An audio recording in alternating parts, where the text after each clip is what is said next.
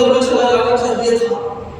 یہ میں ان نوجوانوں کے سوالات بنکر سے دے رہا ہوں جگہ جگہ پہنچ کر کہ جو لوگ اصل میں آج کی دنیا کے صرف ظاہری اور گندی سیاست کو سمجھتے ہیں لیکن اللہ کے اسلام کی طرف ان کی کوئی توجہ نہیں.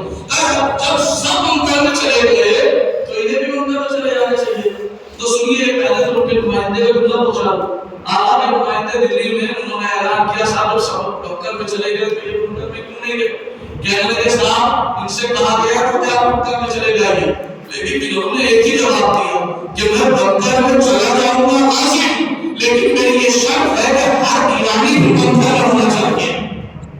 میں اکیلے بنکر میں جا کر اپنی جان بچا لوں اور باقی میرے لیے آیا جان سے چلی جائے تاکہ یہ ممکن نہیں. کہ صاحب وہ تو بنکر میں جا رہے ہیں تو لہٰذا موقع نہیں سکتے.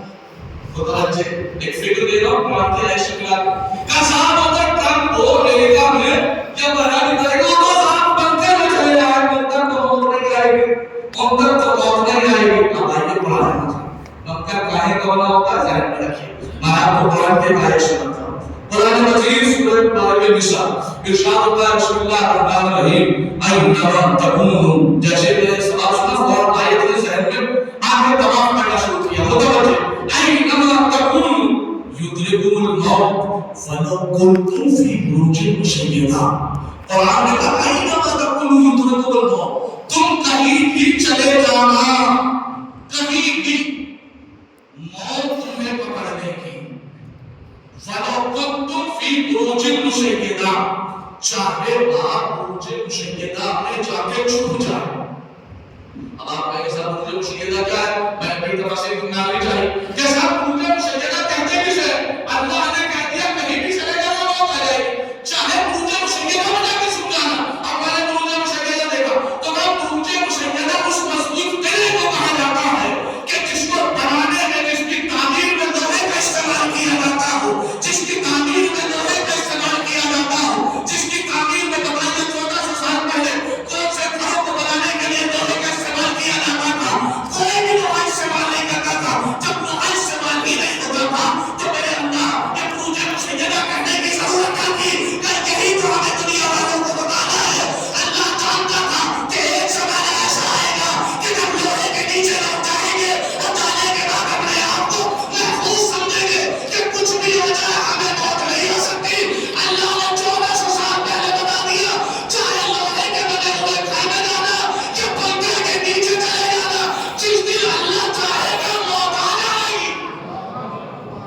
یہ ہے قرآن مجید. صلوات پڑھے تو محمد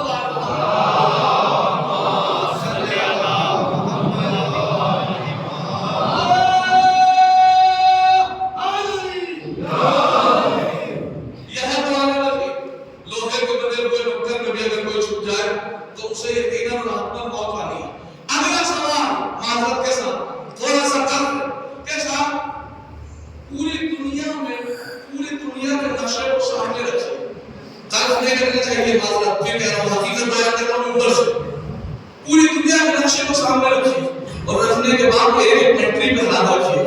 ایران میں کسے مارا جا رہا ہے؟ شیعوں.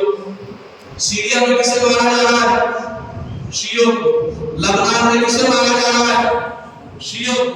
پاکستان میں کسے مارا جا رہا ہے؟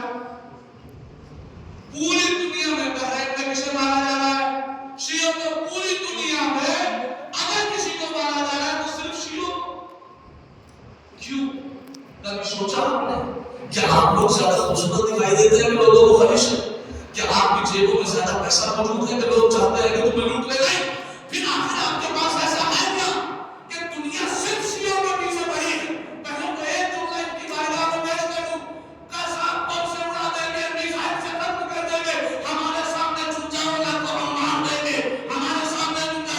ابھی اسلام آباد میں ہم نے دیکھا, اس سے پہلے مارا چنار میں دیکھا, اس سے پہلے جگہ جگہ دیکھا آپ نے, وہ ایران میں دیکھا, لبنان میں دیکھا, سیریا میں دیکھا. صرف شیعوں کو مارا جا رہا ہے. کیوں مارا جا رہا ہے؟ دھمکی دی جاتی ہے تمہیں مار دیں گے, مار دیں گے, مار دیں گے.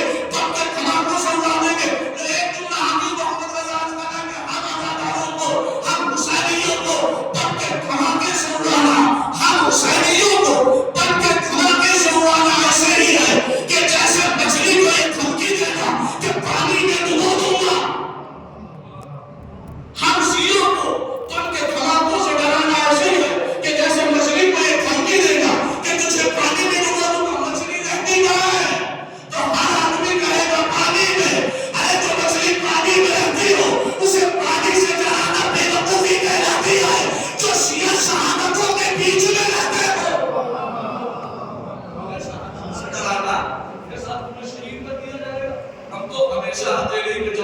نکلتے ہیں.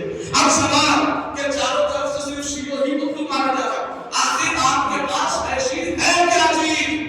تو یاد رکھیے میں پوری ذمہ داری سے کہہ رہا ہوں کہ صاحب صرف دو چیزیں آپ کے پاس ایسی ہیں، صرف دو چیز کہ دشمن کو تو برداشت نہیں. اگر آپ کے پاس وہ دو چیز نہ ہوتی تو پھر آپ کو بھی نہ مارا جاتا، پھر آپ بھی سب کی طرح ہوتے. ہے کیا دو چیز کہ جو پوری دنیا یہ چاہتی ہے کہ ان سے یہ چیز کیا تو چھین لی جائے یا انہیں مار دیا جائے؟ ان دو چیز کی وجہ سے شیعت باقی ہے کیا؟ پہلی چیز کا نام ہے علی کی ولایت اور دوسری چیز کا نام ہے حسین کی عزاداری.